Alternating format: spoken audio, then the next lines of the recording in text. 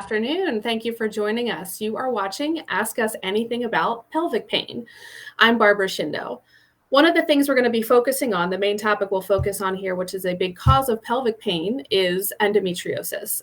One of the most common symptoms of endometriosis is chronic pain in the pelvis or lower abdomen and painful or heavy periods, which can worsen over time. Currently, there is no known cure for endometriosis, and it affects about 10% of reproductive age women, according to the American College of Obstetrics and Gynecology. So joining us today to talk about pelvic pain and endometriosis is Dr. Kristin Riley. Dr. Riley is the interim chief of the Division of Minimally Invasive Gynecological Surgery, or MIGS. They call it MIGS is the shortened version. So I may use that wording as we continue to chat here. At Penn State Health Obstetrics and Gynecology. Dr. Riley, thank you very much for joining us here this afternoon. And for those of you guys watching this, whether you're watching this live or you're watching on playback, and you have any questions about and not only endometriosis, but endometriosis, pelvic pain related to menstruation, you have a question for Dr. Riley, please put your question in the chat and we will get an answer for you. So again, Dr. Riley, thanks very much for joining us. I'm happy to be here. Excited to talk to you about endometriosis, which is the focus of my practice and what I spend most days thinking about. Great. Then you're the right person to have this chat with. So let's start kind of with the basics. I mentioned in my little intro that one of the biggest causes of pelvic pain is endometriosis. Can you talk about what is endometriosis and how many people does it affect? Yeah, so endometriosis is a really common problem. About 10% of reproductive age women suffer from endometriosis. And we think actually that number is a really big underestimate because it's a really hard condition to diagnose. Endometriosis is a condition where tissue similar to the tissue that lines the inside of the uterus grows outside of the uterus in the pelvic cavity. It can grow mostly on the peritoneum, which is the clear covering on all of our organs. It can grow on the fallopian tubes, on the ovaries, on the outside of the uterus, on the bowel, on the bladder, and on other places in the body as well. Usually it's localized to the pelvis. And as you mentioned, it can cause really painful periods. It can cause pain before periods, during periods, afterwards. Some patients don't have painful periods. They have pain at other times. They can have bladder pain, bowel pain, pain with intercourse.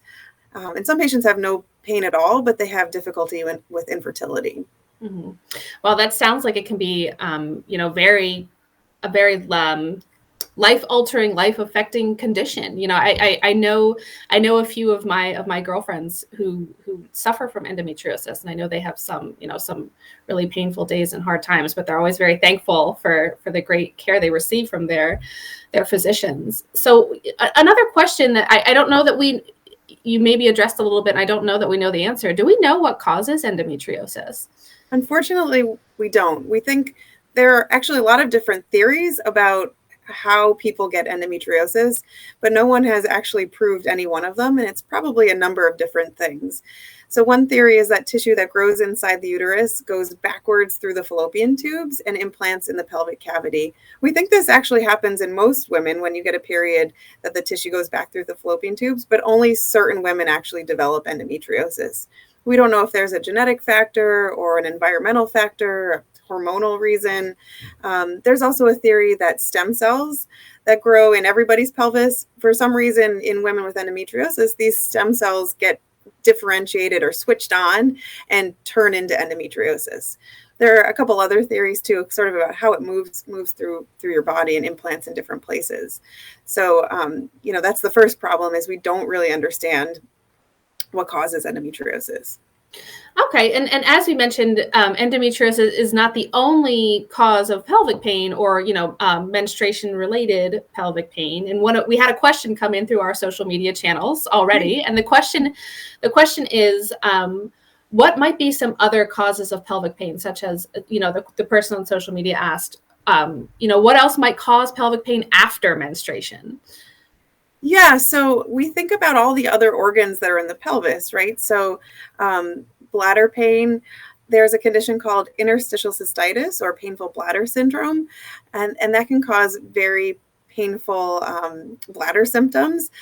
And patients can have both endometriosis and interstitial cystitis or painful bladder syndrome. And so we work really closely with urogynecologists here at Penn State Health, who are part of our chronic pelvic pain team, who help us take care of that condition as well. In addition, you can have, GI symptoms. So as I mentioned, some patients specifically have painful bowel movements, or they have blood in their stools. And so working with the GI doctors can be helpful sometimes. You can also have abnormalities of the pelvic floor. So the muscles that make up kind of like a hammock in our pelvic floor. There's a whole series of muscles, and you can start out with endometriosis, but then have problems with the pelvic floor muscles as well. Spasms of the pelvic floor muscles, pain with the pelvic floor muscles. And there's a number of treatments that I can provide for that, but we also work really closely with pelvic floor physical therapists who can help manage some of those symptoms as well. So there are a lot of different things to consider when we're treating somebody for chronic pelvic pain, whether it's just around the time of their periods, or it's all month long, or as you mentioned, sometimes it can change as time goes on. So it starts out, it's just with someone's periods, but then it gets worse over time. I think also the idea of like what's normal is really hard for people, Barbara. Like, I've only experienced what my periods are like. So is this normal or not is a question patients ask a lot. And sometimes they ask that question to their mom or their sister, who they aren't unbiased people. Their genetics are similar, and they may have also experienced really painful periods, and then tell that person, oh yeah, that's normal, where all three of those people might be experiencing really bad symptoms. So it's hard. Yeah. That is a really great point that I had never thought of that before, but I only have my own experience, or the experience of my family or friends that I may talk about when I say this happened to me. Did this happen to you? And one of the things you mentioned is that endometriosis is very hard to diagnose. So if you're having, this is a big variety of symptoms. It could be a lot of things. What do you suggest to patients? When might they have endometriosis, and when should they ask their OBGYN about it? Yeah, so when should they ask? I think one of the difficulties is because it's so hard to diagnose, it can take a really long time for patients to get to that diagnosis. On average, patients can suffer for 7 to 10 years with endometriosis before they get a diagnosis. And so I think asking about it early is always good. Talking to your primary care doctor, your OBGYN. But if you feel like you still think I might have endometriosis, coming to see somebody like me, who this is all that we do here, can be helpful. And it's great because we have this sort of multidisciplinary team that can help with all these different pieces of it. You are watching Ask Us Anything About Pelvic Pain with Dr. Kristin Riley. Dr. Riley is the interim chief of the division of MIGS. And again, MIGS means minimally invasive gynecological surgery here at Penn State Health, Obstetrics and Gynecology. Dr. Riley is talking about pelvic pain and endometriosis. If you have a question for Dr. Riley, whether you're watching this live with us now, or if you're watching this on playback, please feel free to put your question in the chat, and we will get an answer for you. So I wanted to bring back up something that you had mentioned, which was pelvic floor physical therapy, which is something that I feel like I've been hearing a little more about in the recent years. I think it wasn't something that was a really well-known treatment. Is that how many patients do you typically work with that use this kind of treatment, and what kind of patients would it be helpful for when they have pelvic pain? Oh, a lot of our patients seek therapy from a pelvic floor physical therapist, but you're right. Often when I bring it up as a treatment option, patients say they've never heard of a pelvic floor physical therapist, and their skills have been available for a long time. We have 2 pelvic floor physical therapists here at Penn State Health who all they do is focus on women's health, pelvic floor PT. But there are a lot in the region. So when I see patients, physical therapy is something that often you need to go on a weekly basis. So there are a lot of pelvic floor physical therapists in the region, in the state. And so easy for us to kind of find someone more local for a patient if they don't live close by to the Hershey Med Center and they want to see a physical therapist somewhere else. But really they're focused on the muscles and how the muscles can change over time. They can change to the point where they're causing pain, but they can also change back. It's just it's challenging and it takes a lot of time and effort, but it can be really helpful for patients with a number of conditions. Pelvic pain also can be helpful for patients who have prolapse and other conditions, but for my patients, we pretty much focus on pelvic pain. Now back to more specifically questions about endometriosis.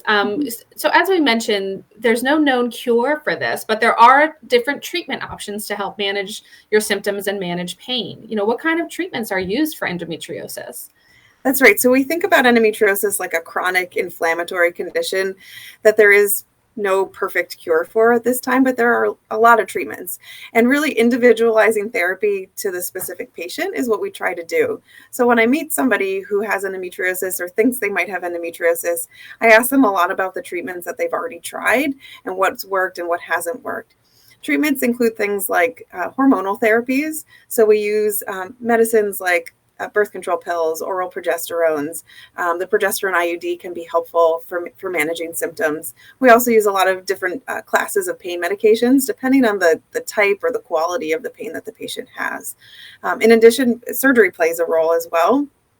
And some patients, surgery is the mainstay of diagnosis at this time. There's a lot of research happening about non-invasive techniques of diagnosis, but none of them are really available right now.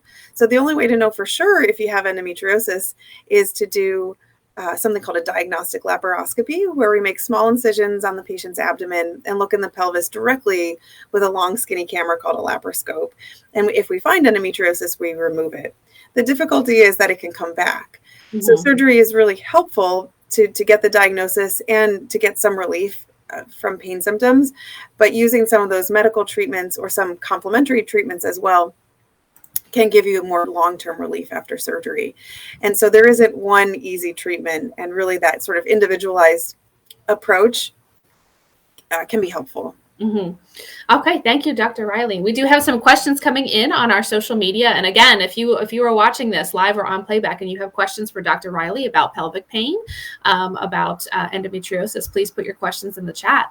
So our first question is from Kristin, and Kristin is asking about diverticulitis and endometriosis. And I think what Kristin wants to know is, how do you manage the pain through both of these while you are getting your diagnosis? Well, both of these things can be hard to diagnose. And, what are your recommendations on managing pain for somebody who thinks they may have one or both of these and they're not certain yet? Yeah, certainly seeking care from a GI doctor is really important. And I mentioned that earlier that we work really closely together as a team. And that's one of my favorite things about working here at Penn State Health, is that there's a great team of subspecialists who can help us manage these difficult problems. Often the GI doctors and nutritionists will talk a lot about dietary changes that can be helpful. And these dietary changes can help some of the GI symptoms, but they can also help endometriosis. Again, that individualization of or individualized care that we talk about. So looking at your specific diet and trying to figure out if there's any dietary triggers can be helpful for both diagnoses. If you're having bowel symptoms such as constipation or diarrhea or pain with bowel movements, if you get those things under control, often endometriosis symptoms will get better as well. So I think, again, really important to collaborate together to get you to the relief that you need.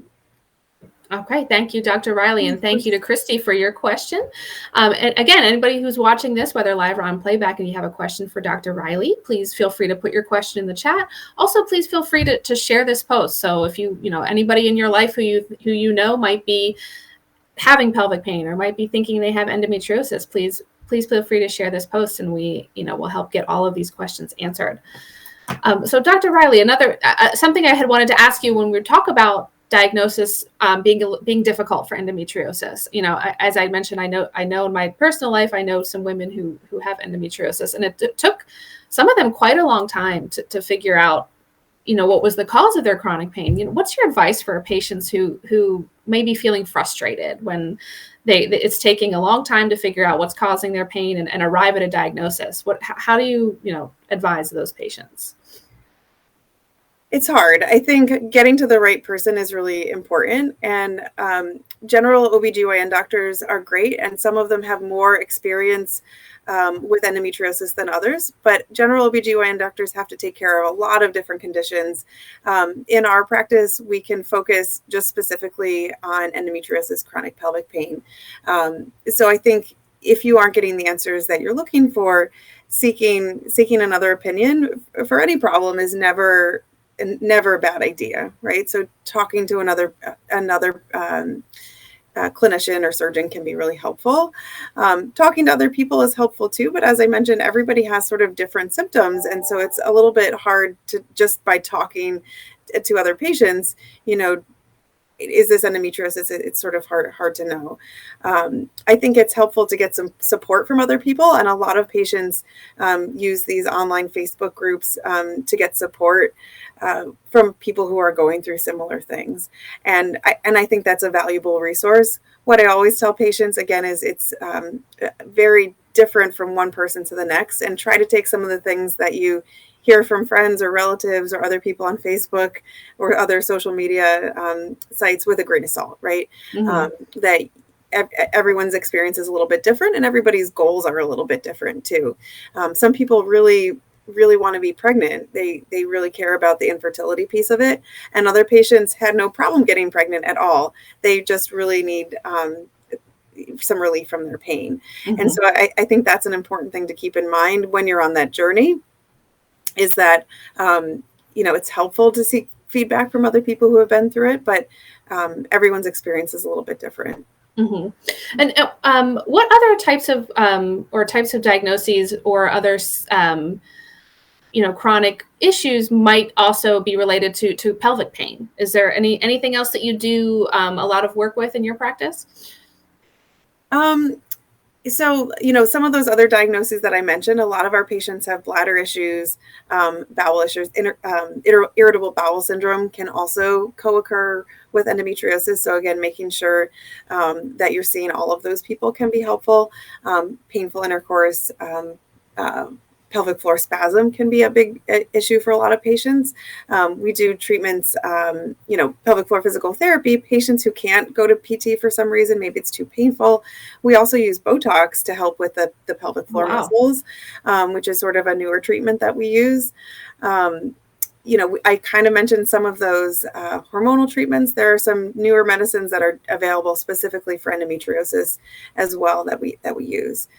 So it's really a multimodal approach to manage all of those issues. Mm-hmm. And what age range of women might get endometriosis and start experiencing this pelvic pain?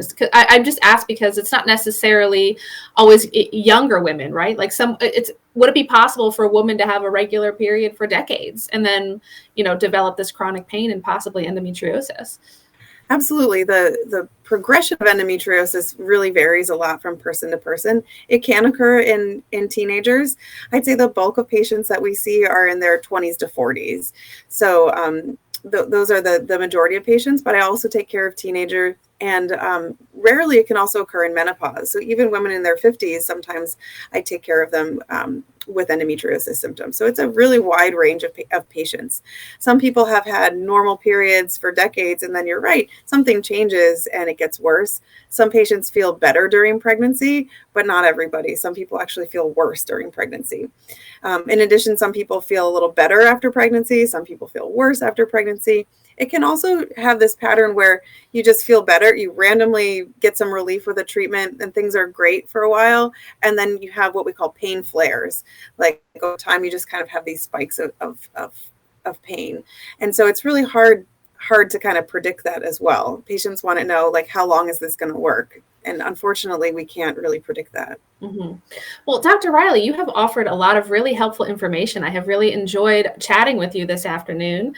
And I'll ask you one more question too before we wrap up. And before I do, I'll say anybody who's watching this, if you happen to catch it on playback and think I have a question that wasn't addressed here, please feel free to put your question in the chat at any time. We'll get your question to Dr. Riley and her team, and we'll get an answer for you on social media. So sorry, there's my cat. She has a question too. That's right. I apologize. So my last question for you is anybody who who is experiencing chronic pelvic pain or listens to this, watches this and think, maybe that's me. Maybe I need to see a doctor. How can they get in touch with your department? So the number to call is 717-531-3503, and that gets you to general OBGYN. And then if you're hoping to see us in the minimally invasive GYN surgery group to talk specifically about endometriosis, you can ask for that group, or you can ask to see myself or my partner, Dr. Arpit Dave. And then if we think you need to see one of the other subspecialists in the chronic pelvic pain group, we can help you get to them as well. Okay, great. For anybody watching, we can make sure that we get that number in the comments so that you have that information available for you. Dr. Riley, thank you very much again. And I really thought my cats were going to be distracted because I left a snack out for them, and I was like, this will be fine. They won't bother me because they'll be worried about their snacks. So. Well, again, Dr. Riley, thank you so much for joining us, and thank you for watching Ask Us Anything About Pelvic Pain. Thanks, Barbara.